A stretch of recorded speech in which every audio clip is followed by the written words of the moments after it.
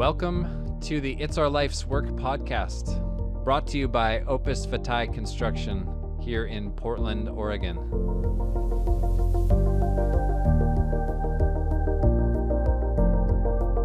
All right, well, welcome to episode 10. Great to have you guys here. We'll start, It's Our Life's Work podcast. We're excited to have these two guests with us today. And so we'll start with you, Paul. Just tell us a little bit about yourself. Yeah, I work at a nonprofit here in town. I care deeply about getting outside, have young kids and a dog, and do a lot of camping and hunting with them. And at Sustainable Northwest, I lean in on conservation work to try to, secure a future that we all want to be a part of. And Sustainable Northwest, we work with different levers to try to advance goals that encompass conservation and community health, as well as economic viability. And I think that's why we're here today, because we're talking about wood markets and how to advance some conservation and community values through those mechanisms. So follow-up question, Paul. You said that you love being outside and that a lot of what fuels what you're doing is to keep that as something that your kids and their kids and everybody can enjoy. That's a pretty neat thing to do, right? Because, oftentimes our work is not the thing that we get to make a difference in like that. So that's pretty neat.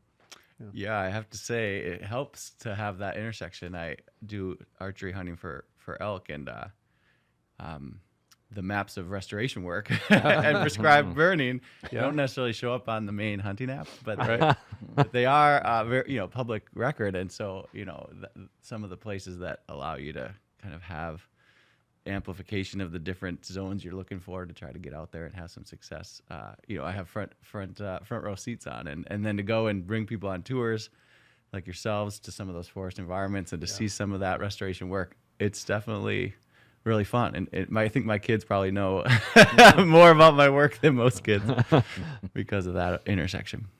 Yeah, that's neat. Jason, please introduce yourself. Tell us who you are. So my name's Jason Dorn. I work for a company called Blakeley.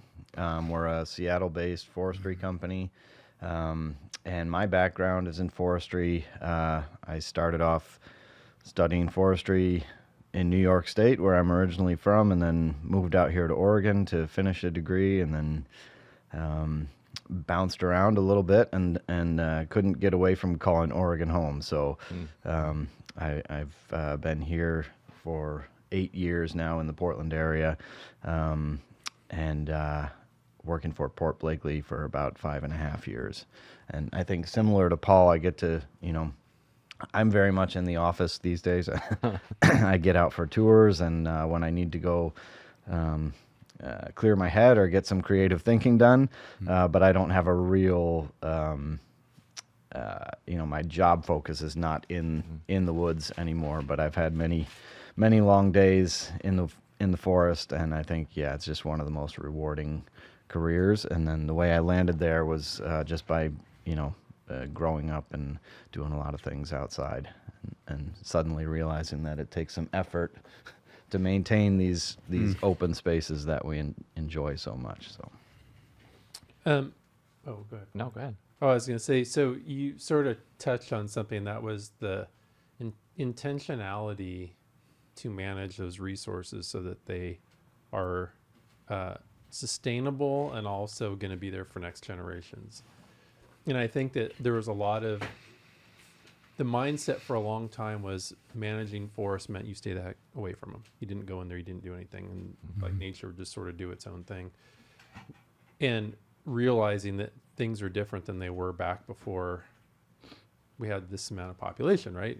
And not also realizing that there was a group of people that were managing those forests, and that was the Native Americans. And they were managing it, using fire and various other things that we all got away from, because then the concept was, hey, like, best management is stay away, keep man out of the forest. And where has that led us?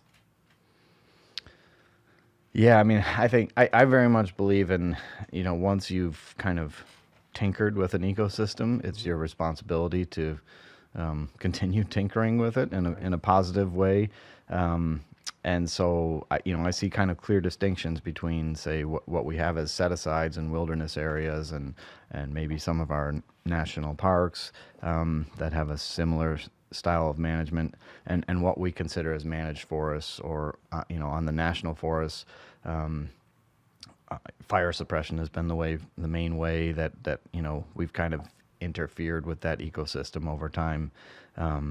So yeah, I think what a really positive development that I see, and that's really my learning is thanks in great part to some of the tours that I've gone on with Sustainable Northwest, but like starting to incorporate Western modern science and indigenous knowledge, and understanding, how to apply those, how to kind of blend those two over time. In the managed forest context, the very commercial forest context that I work within, often we don't have great opportunities to do that, but we can take some opportunities to do that, and I'd like to think that's a sort of a focus of ours. So.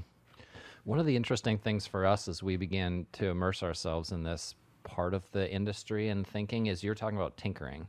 And there's different people who are tinkering in different ways, all with some similar desires or outcomes at heart. Port Blakeley does forestation one way.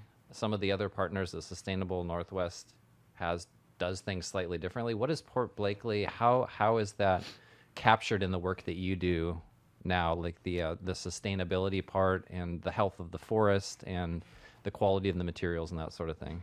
Yeah. So what are we doing with our silviculture that's maybe kind of setting things up for a longer? Yeah. How are you all tinkering with? So, I mean, we're mainly a plantation focused sort of business model, right? We're growing stands on an even age management scheme, and grow those stands out over a certain period of time, and when we feel their lifetime is done, we harvest the stand and replant. And I think on the surface, that may seem like a very kind of radical intervention in the life of a forest, but to us, it's kind of it's partially the natural process that would happen in that forest. It's just maybe on a more compressed time scale. But I think what we try and do, we look at our how we treat riparian areas, and how we consider the length of time that we're growing stands of trees out, and searching for values that go a little bit beyond just the maximizing net present value, which is a very nerdy way of saying, getting the most money that you can out of the trees and just focusing on that alone. I think that we're trying to balance some objectives. We don't, because we're at a scale that we are, with 160,000 acres here in Oregon and Washington. We're sort of we have to take economics into consideration more heavily than, say, someone who has a couple hundred acres and can be very patient, and grow things out past 80 years or further. But I like to think that we've struck kind of a nice balance between providing habitat and protection of our water resources, and also growing forests at the same time. And so you spoke, Jason, about an 80-year rotation, but what is the rotation that you guys tend to work on? So across the board, 130,000 acres in Washington and 30,000 acres here in Oregon, where we average somewhere between 55 and 60 years in any given year. Excuse me. And it just changes site by site. But we do have, in Washington, we have probably, I want to say 60,000 acres plus that we are committed to a minimum of a 60-year rotation based on some conservation agreements we have in place. And those conservation agreements are structured around providing habitat for different species. But that doesn't mean that we just grow those out to 60 and everything else gets whacked at 45. We do have some areas that are being managed on a slightly shorter rotation because it's what makes sense for that, for those stands. Here in Oregon, we're probably, 55 years or so.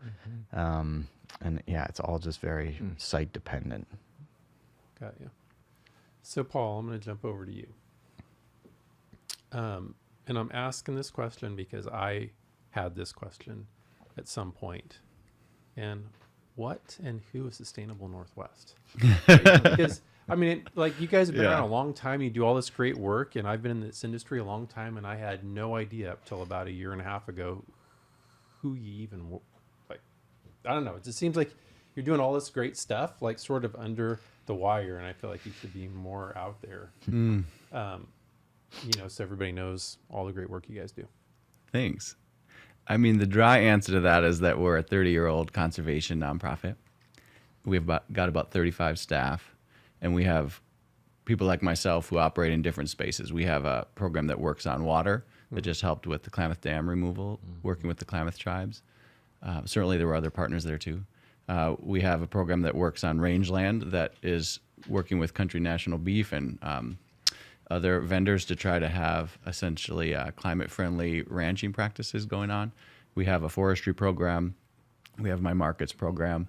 And we have a few others. And so in those different spaces, we are bringing forward innovation, trying to find ways to solve problems that aren't already there. The things that are already kind of off the shelf, there are federal and state resources that are pretty good at funneling towards different solutions. But where we can really kind of gain our stride and move the needle is in places where there's not a natural connect. Like a Port Blakeley doing really great work needs a market. A market's out there. They want Port Blakeley to exist. They want landowners that are managing for rotations that are extending, getting some of those older trees, getting more complexity. That's helpful to our society as a whole. So it's really connecting those dots. An example of that would be juniper. Because of fire suppression, juniper, even though it's a native species, is on 10 times the amount of landscape that it would have originally been on. Juniper sucks a lot of water in areas like the high desert where there's not a lot of water. And so it completely alters habitat, which for conservation objectives like sagebrush, that's really important for the sage grouse. They're going in a negative direction in terms of species, to the point where even ranchers who are managing for cattle really don't want to see those sage grouse numbers go down. They also want to see forage for their cattle. So kind of getting juniper back into a state of play where it's at that equilibrium up in the kind of rocky bluffs and not down in the lowlands is a win-win for economics, for community, for habitat. And so the state had some funding they wanted to put on the ground, weren't quite knowing how to kind of find solutions there. And so we've created the largest economy for juniper wood in the world. Not that it's huge, but going from zero to anything is substantial. And we sell several $1 million of juniper from over 6 family mills in Eastern Oregon because of the work that the state had the money, but they didn't have the creative space to play. And so I think Sustainable Northwest frequently occupies that space where we have people that are passionate, and we're trying to find those pilots, find those solutions. And with wood products and some of the things you're seeing with the Portland Airport and other things we might be getting into later, you're seeing that manifest in the wood markets program too. Yeah, it's great because, I work in an industry where we love and care about wood. Most of my career had no idea that the impact of the wood that we were using has on the environment as a whole, right? You sort of get this place in your mind where it's like, well, yeah, I use this lumber and this lumber comes from the forest, and does it matter like how the forest is managed? No, I mean, it's like the 2x4 comes to me the same, right? And then like as you get wiser and educated by folks like yourself, because a lot of my knowledge has come recent after going on a tour with that was led by Sustainable Northwest with the tribes in Southern Oregon, and seeing how they manage their forests, and then going on some of the stuff with you, Jason. It's opened my eyes to the fact that where we source lumber and from who and how they manage their forest impacts everybody without people even realizing it. And that was really profound, to the point, like, I came back to the office, I'm like, we have to change how we do things. We have to start sourcing material and being an advocate for these things, because these folks are doing it right and well, and we're all benefiting from it, even though we don't even realize it. And there's another subset of people that are kind of going the opposite direction and really hurting the environment as a whole by their forest management practices. But we somewhat view that as being the right way, because that's what we've kind of been sort of taught over time, right? Like, don't cut big trees, that's bad. Just cut the small crappy stuff and everybody wins. And that's really not the case. And I sort of set on this path of discovery to find this out, because I love to learn and educate myself. And I'm happy to do that work, but there's a lot of people that don't have that time, or it's easier if the information comes to them. And so I'm always thinking about, how can we get that information to people that don't have the time to put into it. And I think that both you guys are doing a good job at that. And we want to help get that message out to more and more people, and to get people to start thinking a little bit more about where the lumber is coming from matters. And I think that like, that's the message that people need to hear. One of the interesting things for me was when Kevin started coming back, there were certain things that get Kevin all fired up. This was one of those. Like, when he started going on tours and things, he would come back fired up, because he has 30 years plus in the industry. He has more exposure, even by 10 years or more than I do. And so he's had this message reinforced throughout his career that taking down big trees is bad. And he's coming back and saying, wait a minute, it's not taking down big trees is bad. It's the practices we're using to decide what trees to take and when. Why would it be a good idea to take down big trees? That seems to fly in the face of everything we've been brought up to believe. Well, I think we are all kind of a demographic in the States where we were hammered on for leave no trace. Anyone who puts a foot outside is told, like, go, see it, come home, don't touch it, don't mess it up.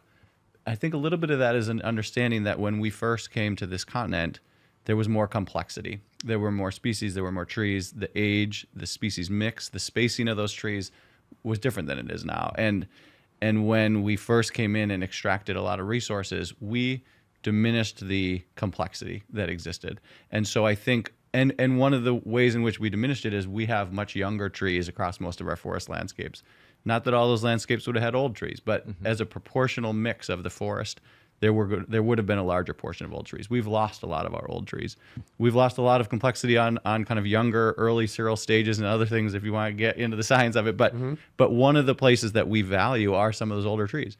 And so I think what I'm shifting from that leave no trace as a kid to where I am now, and where I love bringing people into the forest and asking questions like the one you just asked, is I think you start to see the forest, and you start to meet the people involved, and you hear from loggers that the thing they are passionate about is what they leave behind, not what they take. You start the script gets flipped in your brain, and the people that you thought were harming things sometimes are helping. The kind of harvest of a tree that you thought was always negative, you realize it's more complex. And I think what we're recognizing is we still lose old trees. There are old trees out there still. We lose them. But the kind of flip the narrative piece here is that we lose very few old trees to chainsaws at this point. We have been losing more. The speed of loss of old trees has been accelerating recently, and it's because a lot of times fires that are less complex, more dense, species that weren't adapted to fire. This isn't probably helpful to the answer, but I guess what I'm saying is we're losing a lot of those old trees to fire. And there's reasons why, but the key here is that the forests are in conditions facing temperatures, climate conditions, kind of moisture situations, snowpack. That means that those values we care about, we're losing them. But the opposite action is necessary than what we think. The opposite instinct, instead of leave no trace, which is what we were taught, it's we really need to get back in there. We need to actively manage for the things we care about. And I can't speak for any individual tribal nation or individual person in a tribe, but one of the communities of people that has never seen, well, I can't speak for, Leave No Trace is more of a Western approach to landscape. You will find narratives that really Leave No Trace would not have been a strong component, where you start to see people embracing the managing for the things you care about, managing for the sacred, actively getting in there and doing the things you know are necessary to have landscapes be in condition that are thriving and that are meeting cultural values, that are meeting ecological values. And the forests that we engaged with when Western communities came here were not wilderness. They were actively managed. Those landscapes had people. And so I think the beauty here, and the thing that kind of ties this back to my kids, is as we go hunting and fishing, my kids, they know that you can have a footprint that is positive. They know that engaging with the things you care about is necessary. And I think we need to start seeing building with more wood as a positive, because instead of being afraid of using wood, seeing it as an opportunity to connect to the people in forests in this region. I don't think that people should be afraid of using wood. I think it's a tool. I think it's a mechanism for us to then say, we are investing in the places we care about. Let's lean into that and understand who it is that's out there. Who is managing these forests? Who are we buying this wood from? And you're going to find beautiful people across the landscape. You're going to find people that you're so happy that the money you're investing to build this beautiful building is also an investment in beautiful people and beautiful forests. And I think that's the shift that I've seen for old trees, as well as communities like John Day, Oregon, that wouldn't be there without the sawmill that's still there. The restoration work that's necessary to keep those older tree conditions still intact. Because I don't care about, this is going to sound a little callous, I don't care about one tree, I care about a forest. I think that's the mentality we need to bring forward. And that's where you can start seeing the taking of a tree be necessary. If it's not the right species for that area, if it's not the right structure, stand, composition to resist that next fire or that next climate condition. Yeah, no, that's all good stuff. But there's parts in there that I think I want to sort of backtrack and talk about. Sure. So when I went on the tour with you guys and we went to Southern Oregon and we were on the tribal lands, and it was so fascinating to me when I don't remember who it was that pointed out, like, doing a stump survey. And ever since then, I've never looked at a forest the same, because I go out in the forest now and I'm doing a stump survey myself, right? And for those of you that don't know what that is, essentially it's like where all the old growth timber that was cut off, that the stumps are still intact, and you can look at how many stumps are out there, like how far they are apart, or you can count the stumps within an acre or whatever and say, okay, well, this land will support that many trees, and if we overplant it, what happens? And so I want you to explain what happens if it's overplanted.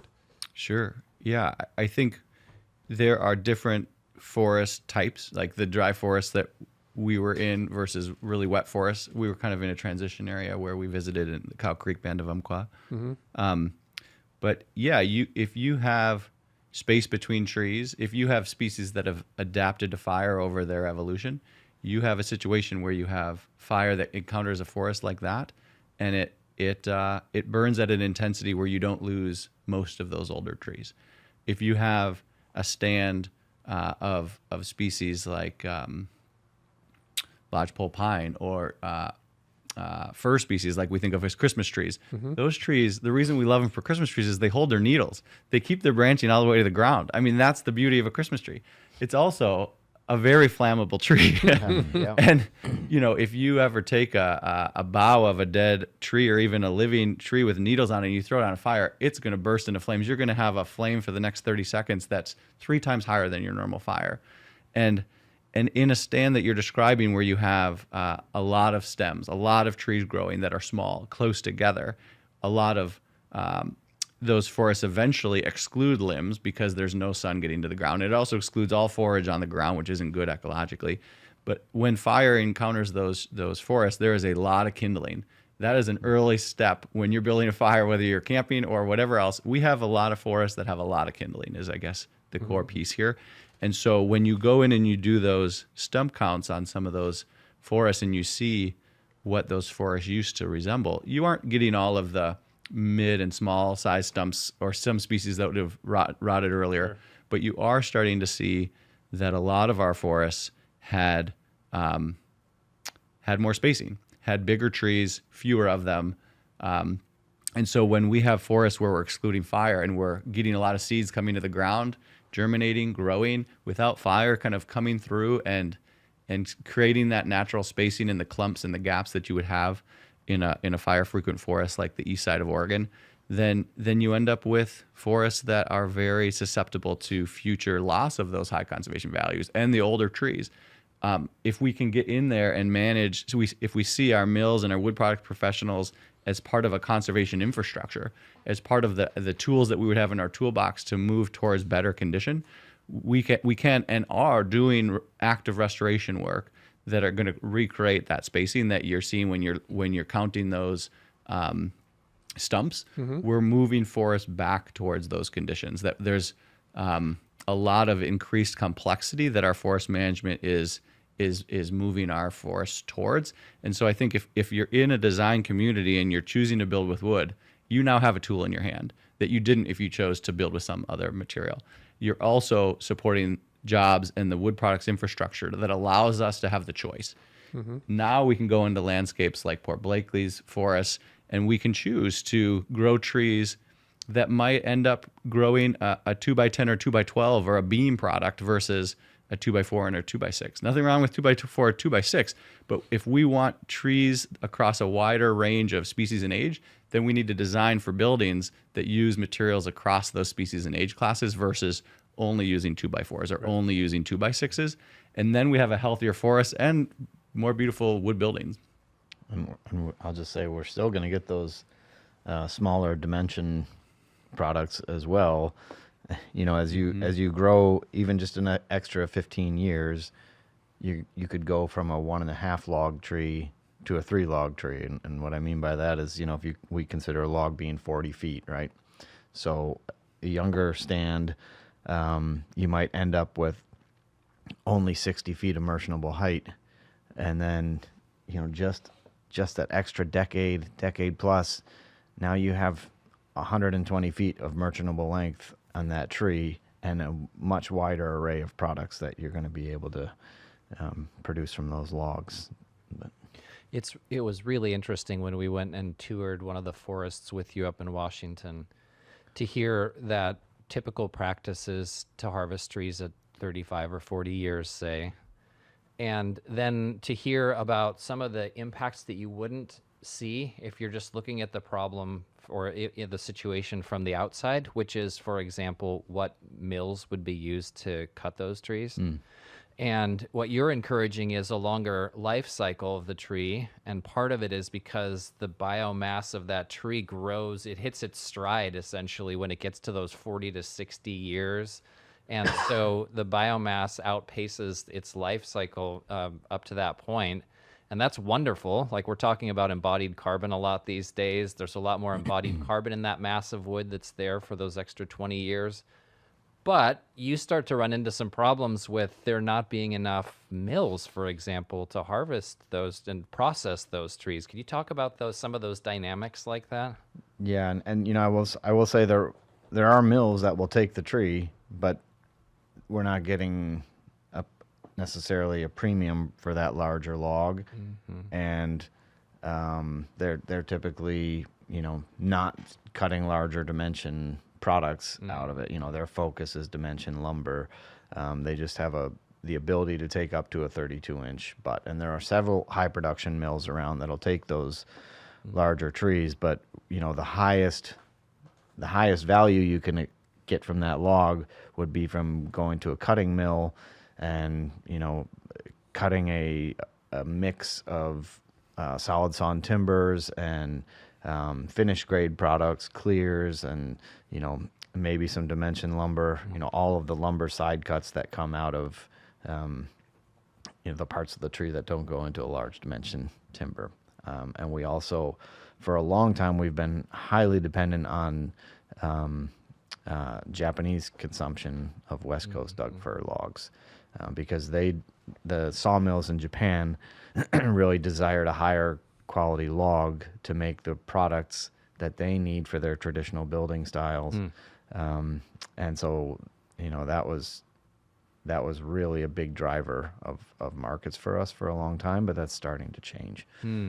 So we're kind of drawing back to, you know, what can we look to at home here to really support this type of management in the future. And yeah, it's tough, definitely, you know, with the challenges of operating a sawmill and consolidation in the industry.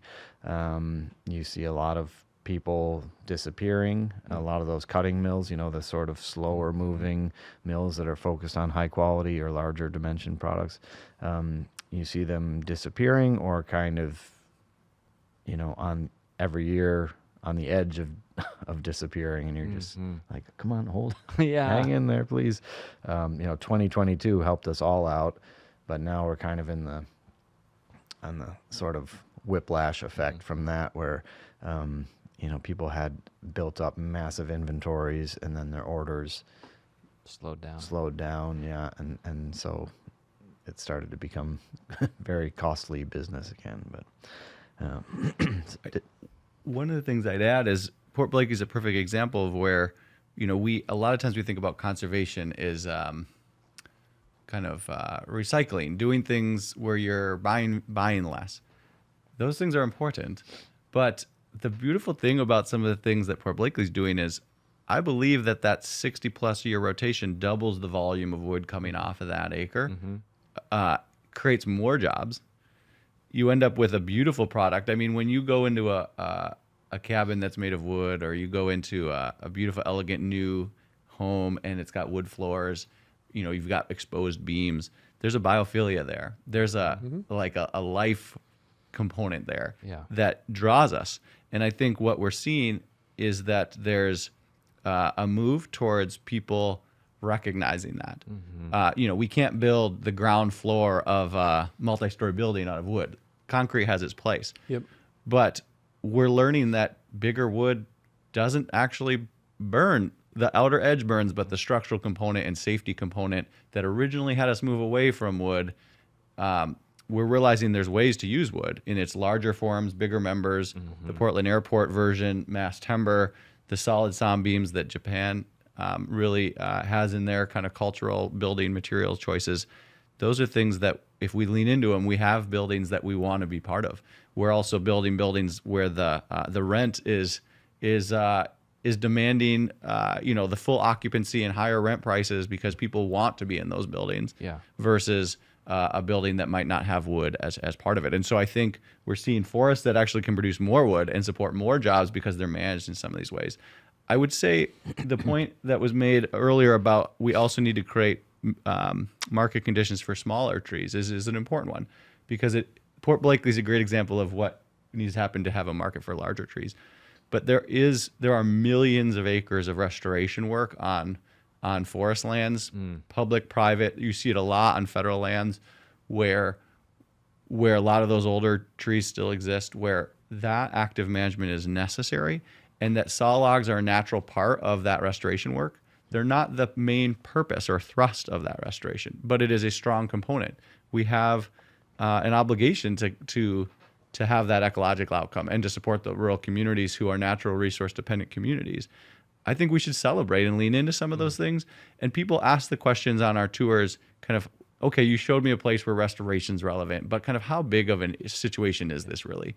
And I just wanted to impress on people that particularly in the Western United States, we're talking about millions of acres in Washington, millions of acres in Oregon, in California as well. And when we don't have people buying that wood and we don't have mills cutting that wood, there are places in California where tax money is spent to do the restoration work because it has to be done to keep communities safe, to achieve some of the critical components around infrastructure maintenance, like roads and power lines not being burnt. And then the logs they have no home. So they get cut and left on the ground. And I think I just wanted to show that because that's a fast forward example if we lose our mills, if we don't design and build intentionally.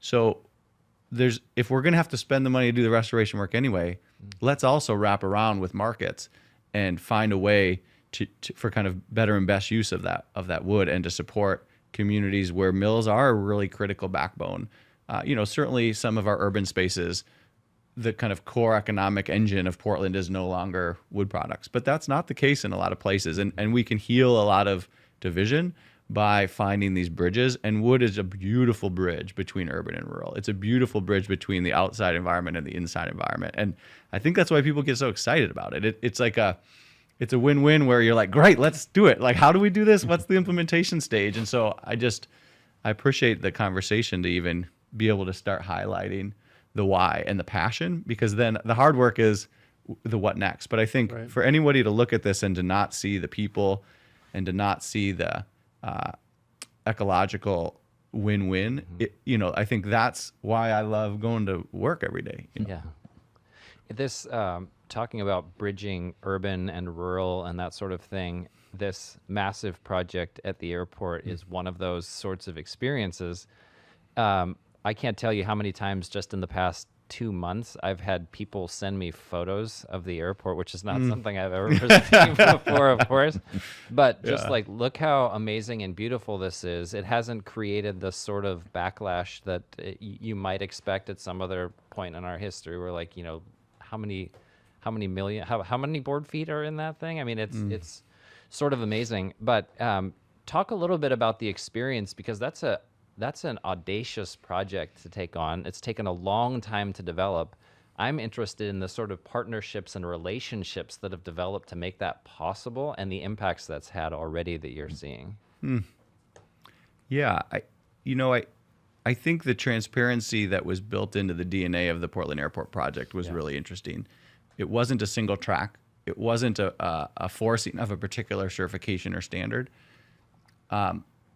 It was a recognizing that instead of being worried about negative, that it was a leaning in on the positive. It was taking the why are people coming to Portland and how can we celebrate that, right? Yeah. Passengers come here because it's beautiful. There's beautiful forests. There's communities of people that have great food and everything else. But people are coming here to celebrate the people in natural environment. And so the airport was saying, how do we make sure that when we build our building, we're investing in those things so that when people come here, the thing that they paid to be on that flight is even more, vibrant. And that set up a multi-year process where we built the relationships. We reached out to, we worked with ZGF, and they're an amazing architectural firm, and they were trying to figure out how do we use wood in a way where it really shows the beauty. It'd be one thing to have wood connected to beautiful forests and use it in ways where it gets covered up and nobody sees it. Right. But so I think they did justice to the intention of the wood source in the forest by the design. I mean, it is very beautiful. But then the fun thing is people get excited about how beautiful it looks. And then they say, that would be the moment where somebody would say, well, where did it come from? And the normal commodities market wouldn't know. Yes. Like I just bought pine for a project at my house and it came from New Zealand. Okay, sure. I'm sure I love New Zealand. There's probably some beautiful people there, but I would have much rather that come from one of the states that grows wood faster and better than almost anywhere in the world. And it didn't. It came from New Zealand, which blows my mind. So the airport said, when somebody asks where that wood comes from, we should have a good answer. When we're spending millions of dollars of money that people are on flights and they're going to come here, let's tell them something. Let's show them that we were really intentional. And I think that's where ZGF designed with wood. We had, around 3 million board feet across all of its structural and interior uses. And then we went out and said, okay, this is a lot of wood. We can probably ask people for some of their time to figure out which vendors are willing to help us make sure that when we invest in them as a fabricator, that they're turning around and investing in the mills that are local, that they're investing in the forests that are local, and that when we are investing in those places, that's just the beginning of the conversation. So we worked with mills and said, we really want to support family forests. We really want to support forests like Port Blakeley. We really want to support these elements that we want to celebrate with you. And some people weren't interested, and that's okay. We still bought wood from places that they said, we sell wood. That's what we do. You're going to support jobs when you buy from us. And we said, great. Okay. That's not a bad, baseline. Support local jobs, buy wood, support the active management of forests. But then there were people who opened their doors up and they said, well, what are you really looking for here? Like, thanks for the business. We'd love to lean in with you. And we worked with mills like Zippo Laminators, who were the vendors for some of the family forests and tribal nations that we have wood products in the airport for. They did most of the glulam beams, which is over 2 million board feet of the wood in that building. Wow. And the largest vendor of the glulam material was not a certified, not an FSC certified forest, which is where some of the projects that I work with lean. Yakima Nation supplied more than anyone else, and they're doing active management for cultural and ecological outcomes. So we brought the leadership of the Portland Airport out to meet with some of the elders and some of the leaders of Yakima Nation. That's a beautiful relationship that continues to this day that has meant that future projects can deliver those outcomes. So I think the thing it's impossible for me to bring everyone to the forest, but I think the learning process and the relationships builds forward. And all we're doing is we're reinvesting in the relationship, we're reinvesting in the transparency, and all markets are asking for that right now.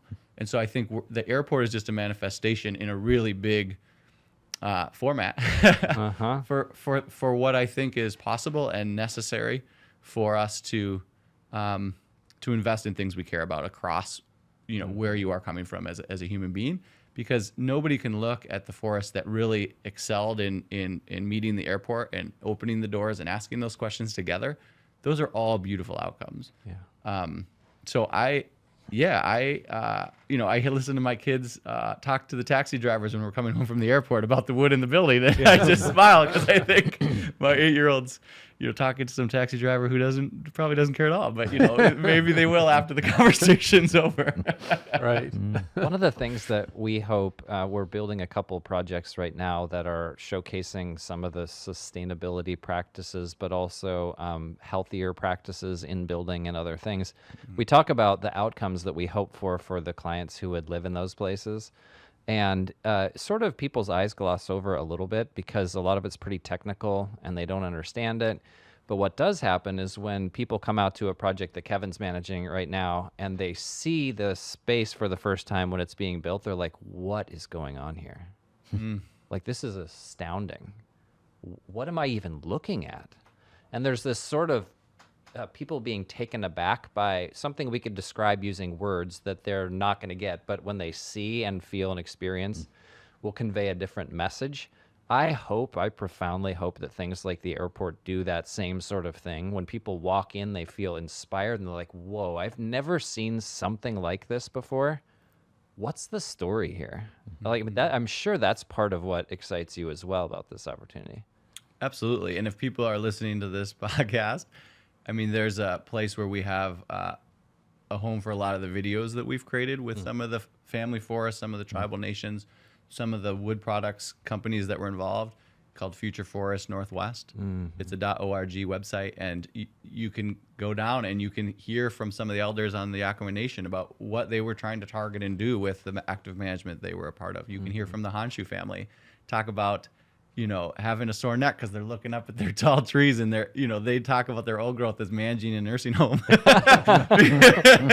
And they're talking about how they need to have some more diversity of age class because there's just a lot of old trees that they have. It's beautiful. And I think, if people are coming into your buildings and they're just awestruck because of the beauty, people don't feel that way walking into every building. That means you're doing a great job. Yeah. The same holds true. I mean, when people go outside, they don't always, like, if I look at a soccer field, yeah, that's beautiful, particularly my kids playing, but I'm not awestruck by its beauty. Yeah. Some people would say if you go to a forest after it's harvested, there's not necessarily this awe moment. Yeah. If you go into some of these forests that are contributing to these projects, sometimes right away, but certainly a year later, when some of the ecological values that were being targeted or cultural values are being targeted, there's an awe moment. I can't speak for any of the elders at Yakima Nation, but when we went and toured one of the places ironically called Starvation Flats, and there was some restoration work done, one of the community members was talking about going there to do some harvesting of some cultural plants and how there was this place that was intentionally not treated to compare to the place that was. And they were expressing a moment of gratitude for that treatment because of the improved ecological conditions that were there. And by that, I mean also the cultural values that those ecological conditions supported. And I think when I go elk hunting, I have that appreciation when I go in and see the increased use of some of the species in these areas where there's now more food and there's more health. And so I think if the buildings are inspiring people, if people have the chance to step into the forests, I think if we're doing a job as a wood products professionals, they'd be really inspired by that. And I think people can see some of those forests in those videos if they'd like to see if they have those feelings when they see some of the pictures. We'll put some of those in the show notes. That'll be a helpful way for people to get a hold of it. Okay. But truly, though, I mean, the experience happens when you go to the forest. I mean, it really was for me, and to like to hear the story of the tribe and that we went and visited the Cow Creek tribe, and their struggle to get their lands back that were promised to them like over 100 years ago or something. And it's, it almost infuriated me, to be honest, that, people were treated that way. But also seeing how they're like, we're not bitter. It is what it is. And you're not stopping us now. And that's awesome. That's really great that, they can move past that and go and do all these things. But being in the forest and hearing how they manage them and hearing how their ancestors managed them and stuff. And it's like, well, yeah, duh. Right. But the big takeaway for me was actually experiencing it and seeing it and hearing about like how the overplanting of trees will draw water out of the ground that then impacts the amount that's in the creek or streams. And it's like, really? I mean, you don't put all that together when you're standing in the forest just looking at trees. But then once you hear that, you can't unknow it. Yeah. Right. And so like, again, like every forest I'm in, I'm like, there's too many trees there. And it's like, I just can't not do it now. Yeah. But it's fascinating. It really is. I assume there's not a strong angle we're trying to take towards carbon, but I think one of the interesting things for people to think about is, we obviously have because of changing climate conditions, many people have a desire to have less carbon in the atmosphere. And, wood products comes up in those conversations. I would similarly, in terms of trying to change people's mindsets on carbon, is like carbon is one of the important things that forests provide, but managing for any single outcome, like in the past we managed forests for wood, and that was a list for a little while in our history. That's the only outcome we managed for. We're now recognizing the mistake in that. We are now asking in some cases and buying forests and managing only for carbon. And I would like to just flag for folks that is probably a mistake too. I don't know enough, and I hope we can all take the humility in knowing that we're all still learning here. But Sure, the forests that we want in the future are going to hopefully be complex, providing a broad suite of values and hopefully stable carbon that's not burning up. Bigger trees that sometimes have more carbon, and the built environment that hopefully has a lot of wood in it. That those are all manifestations have positive carbon outcomes. But some of the east side forests here in Oregon are above what I would consider kind of a carrying capacity for the amount of carbon that is there. We have a lot of trees there that are there because fire has not kind of kept a more harmonious level of carbon. And so some of the work we're doing is actually reducing carbon in the forest environment and hardening it in terms of it now being more secure, but it's not necessarily increasing it. And so I think we want to also, as we're kind of seeing wood for all of its opportunities and seeing the kind of landscape values that we're trying to achieve, don't let carbon be too much of a tantalizing kind of shiny thing, because I think it's a yes and so I know you didn't ask that question, but it's a question I get asked a lot. And I think people want to know, where does carbon fit in the conversation we're having? And I just wanted to put a little pin on that for folks as they're hearing us talking about cultural values, ecological values, that carbon does have a home there, but we just need to make sure we're careful in terms of how we're balancing that. No, I'm glad that you even brought that up, because I mean, we don't spend a whole lot of time beating the carbon drum here, because we know that the answer is like all of the above, right? Good. And I'm glad that you said that, and you said it really well, because I think that is the catchphrase of the day that everybody's really focused on. And if you're super focused on one thing, you're not paying attention to all others. Mm-hmm. And I think that the thing that I have learned or come to learn through the tours and the knowledge and stuff I'm gaining from you guys is the fact that there's so many things to be considered and that you're going to manage for, not just that one thing. Mm-hmm. And that diversity in what you manage for ultimately covers everybody, right? The sportsmen that hunt, they need to have forests in various stages so that there's food for the animals and opportunity to harvest. And the people that want to, just walk in the trees, like, if it's choked with undergrowth or too many trees, you can't even walk through there and it's miserable. I mean, like, all of those things everybody gets to enjoy the forest the way they want to if it's really properly managed with an eye towards all things and not just one thing. So I think that's great, and I'm glad you brought that up.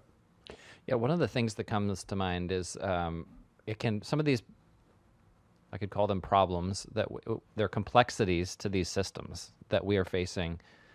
People could feel overwhelmed. Like, what part might I have to play in this that could make any difference at all?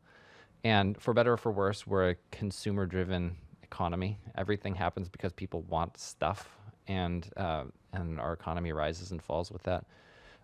If people, let's say, have the experience of being in the forest and wanting to preserve it, or having a chance to go on a tour and seeing the impacts of forest management done well and so forth, or going to Port Blakeley and seeing, like we did, a 20-year, 40-year, and 60-year stand, and being in those different environments and experiencing how tangibly different it is to stand in those three spaces, and they're moved by those things, what could possibly people do to have impact that would be meaningful for you from your experience? That's a tough one.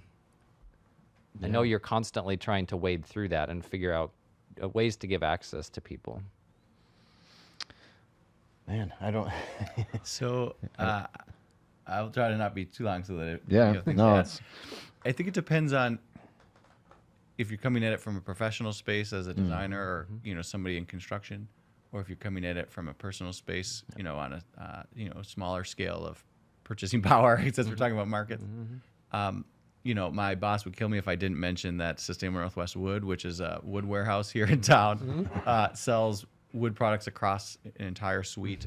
It used to be part of a group. It's a B corporation, and it was part of a Healthy Communities, Healthy Forests initiative, which was led by our nonprofit. And we recognize that it's not possible to go out to all of the rural communities and forge all the relationships yourselves. I mean, if all you're trying to do is buy a trim piece or wood floor, or like, you need kind of, that's too much to ask. Even for myself, I would not be able to do that. And so there are places in town here where you can go, and there's kind of like when you go to Whole Foods and you assume there's somebody behind the decision making, where you go and you go, okay, I think that there's things here that would meet some level of environmental and social rigor.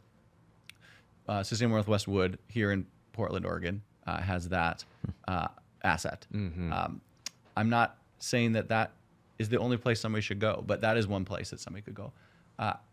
I think not being afraid of wood and leaning into it, using wood. At the very least, you've kept working forest. It hasn't been converted to something else. We lose a lot of our oak forests to vineyards, for example. Great, I buy wine, but I would also like oak forest to stay oak forest. So just simply buying wood from local communities, there's more of a riparian buffer on a stream in a forest just because of regulation than if it gets converted to a farm. Not trying to talk negatively about farms, but there's some realities built in, just leaning into the people that are wood products professionals, supporting them, and then to start asking those questions. If you're in a place where the person who you're talking to knows something more about the wood, say, hey, I'd really love to support mills in Oregon, or I'd love to support a species that's underutilized. Sometimes building with local hardwood species, for example, is a way to support forest complexity, because a lot of times when you're planting a forest the primary planted tree is a Doug fir product, that's fine. But if you're going to buy a madrone or a juniper or Oregon white oak, ironically, you are supporting forest managed for those species. You're not actually harming those species. You're that individual tree is gone, but those forests hopefully are being managed for those species. And so I think it's important to kind of lean into the what is possible around the relationship, ask those questions, be intentional. But each of those choices is moving you further and further as a needle moves towards kind of these really aspirational things like ecological values, community values. So yeah, just kind of doing what you can without burning out. I think it would be a mistake to spend so much time and energy that you had a negative experience and that the people you were trying to buy from, that you were just heckling them, right? Like it's better when you do small incremental change. You know, don't be too hard on yourself. Do what you can and build towards knowing the people you're buying from, building the relationships, because over time, that's going to allow us as a community of people to achieve some of these outcomes that without that intention, you don't move the needle at all. Yeah. So I wouldn't be too hard on yourself. You know, there's certifications, I think, like the FSC, Forest Stewardship Council, that like an organic apple label tries to go and try to achieve some baseline outcomes related to stream protections, indigenous rights, things of that nature. Those things are there for us. And if they're off-the-shelf solutions that are in our price points, by all means, those have meaning. But I wouldn't stop there. And I wouldn't, if that is not an option for you, I wouldn't end your exploration there either. I don't know. I talked more than I intended. Yeah, to. no, I mean, I think, you know, the primary thought I had come to mind was just intentionality. And then you had you put it very nicely, like no matter whether you're a consumer or you're a designer or a builder, you know, take that intention to do something good and understand how you can translate it into action on the ground. And yeah, we are sometimes as consumers very limited in what we can do. You're doing a project in your backyard and, you know, you go to the lumber yard or the Home Depot and you might not have a lot of options, but at least, you know, do yourself the favor of understanding what's behind each of those options and make the best informed choice that you can. You know, just kind of quickly touching back to the airport project, that's for me, that's such an inspirational thing because it is like the ultimate example of intentionality. And I see that as if it inspires more people to do that, then, you know, I'm all for whatever role we can play to support people's intention, you know, in sourcing wood, and building that transparency and being open about talking about what we do in the forest to bring a resource to people. So. And if you're inspired by the airport, there's some non-disclosure agreements that don't allow me to talk too much about other projects, but the inspiration that you're bringing and intentionality that you're bringing to your work, there are seeds being planted and people moving forward with what the airport charted for kind of true north. And people will see some other really exciting projects coming down the pipeline that they'll hear news stories about. And, you know, it's something that we can only do together. And I really appreciate the intention that you're bringing. I wish I could walk into all your buildings. Maybe we'll have the chance to walk into a few more. Well, you can by buying one. You can experience it every day. Excellent. And I think also I'll just one thing I kind of wanted to add is, you know, from the consumer side, I think it's up to those of us providing products to figure out a way to make intentionality affordable for everyone. And I don't mean to say that we should all take a pay cut, but because it's hard enough already. But you know, sometimes it's the more expensive option, and not everybody can approach that, right? It might just be like, wow, I really want to do a good thing, but my options are limited because, you know, this floor I'm going to put in my house, I've only budgeted $12 a square foot for, and the you know, the real product that I really want to put in there that has a great story behind it is 2 times that or something. Yeah. So how do we scale intentionality and make things approachable for everyone? That's That's a great question. I look at, and I compare that very much to the organic food movement, right? At one point in time, organic was so much more expensive than conventional. And now, because of the competition and the consumer demand, they're starting to get closer. They're not the same, but they're closer. But you also, though, when you're making that purchase, you're saying, okay, am I going to prioritize my health, or am I going to prioritize saving money? I mean, everybody gets the opportunity to make that choice. It's the same thing with lumber. Like, you're going to pay a little bit more for something that's FSC certified or comes from a place that is local and has a story than the commodity lumber you're going to get at Home Depot. But it might be worth it to you. And if your budget is X, maybe you do a smaller area. We're big components of that. Like, if you don't have the budget to do your whole house, but you have enough to do part of your house really, really well, do part of your house really, really well and save up and do the next part. Because that's a way better strategy long term than doing it all poorly. Yeah, but pull the levers that you can. I mean, that goes back to what I think you were saying, Paul, about just being overwhelmed, or maybe one of you guys were saying. I took this course in my undergrad called Human Impacts on Ecosystems, and I would come out of that class every day like, oh my gosh, there's no hope, right? And over time, I began to learn, like, no, I will work on what I can. And even at, early in my career, when I was doing a lot of, marking individual trees for harvest, and, just every single time you put paint on a tree and say, okay, this one's going to die and this one's going to live. It's an important choice you're making, right? So I had to learn to be satisfied with that. Yeah. One of the things that we realize is that we can have impacts. We can only push so hard as let's say the builder in a project, but we can start to identify with people what their values are in a project. So let's say they start to indicate to us that they want to have a house that's going to last multi-generationally for their family. Well, that's pushing us in a different direction for building materials and methods than some other questions they might ask us. So, for example, if someone comes to us and says, we want to build this house, it's a family shelter for multi-generations, and it's going to be a 10,000 square foot house. There's a part of us that says, you know what, we think we can do something a lot better, and we think you can actually enjoy your house at 5,500 square feet.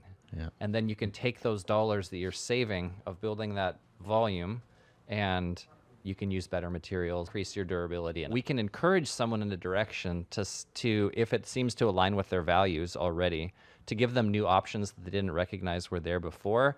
And whether they take it or not is up to them. But we do get to pull the mechanisms that are in front of us and help educate people to some of the things that they wouldn't even stop to think about that are possible for them. I really appreciate that kind of centering that conversation that you're talking about, which is kind of values in different ways and materials that can bring that forward. Because I feel like with wood, the premium, if it exists, or even the energy, if the premium is neutral, that is necessary to ask some of those additional questions. It's important to know, well, what values am I achieving? Right. And I think we lean on health, right? An organic apple, everyone gets that. The closest thing that wood products comes is you've got chemicals that are retardants for fire. You've got glues, but also as we know more about forests and the more that summertime wildfires come around, we have health related to inhalation of particulates, and we don't want a world without fire. Fire is a necessary interaction with forest health, but we can control how we have our smoke. We can control how we have fire, and instead of having these really intense pulses because of these mega fires, we can have the intensity of fire that those forests would be accustomed to. That's not going to be as harmful to human community. I mean, I'm familiar with football teams that are building entire indoor practice fields because outdoor air quality is such an issue. And so if people care about their health, wood is starting to become a product where health matters directly. Asthma for our children, all of these things that make us be inside versus outside. And the values that are not direct health values they do matter to people. I think everyone out there cares about their community. They care about supporting jobs that are local. And so I think the more we can help people see those relationships and those threads, the more when you're spending the money, you're like, yeah, of course I'm going to spend that extra dollar because I'm supporting somebody in John Day who's got a job and a family. Yes, of course I'm spending that dollar because I'm reducing the issues related to smoke in the summer, and my kid is going to be out there playing football or soccer or baseball or whatever it is. And so the more we can understand that our money is in fact, directly connecting to that value, the better. And thank you for helping to share that message here. That's what we will, if more people understand that value connection to their spend, whether they're a homeowner, whether they're a construction firm, Right. the more we can bring it back onto the ground to secure those outcomes in a way that I don't think people are just opening their eyes to how wood can do that. Yes. And I think, conversations like this are the kind of the front edge of being able to really help people see that they have the opportunity to influence them. Yeah. Yep, you're exactly right, and it is. It's just starting to kind of come out now, and I'm grateful for both of you guys and your role in helping to get that out there, because I'm like your best student. It really. I appreciate it. Yeah, and I tell people about it at every opportunity when it's relevant, and and there's some folks that just don't care. Great, but there's the majority of them do. And they just and they want to know, and I just hope that at some point the industry can get to a point where there's like a stamp on that piece of wood that just tells you where it comes from, and then people can be like, oh, I heard that story, or oh, that's an area that I really care about, or my family vacations down there, or whatever, and it becomes meaningful for them, and they're happy to spend what it costs to use that material. So.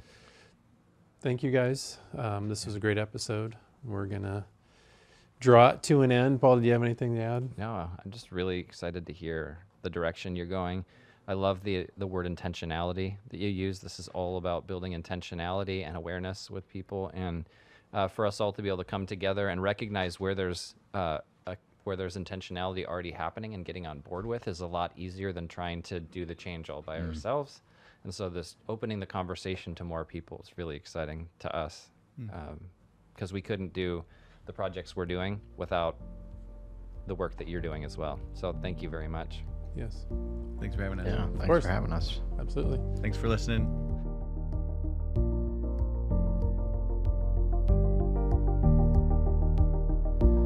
Thank you for joining us on our episode today.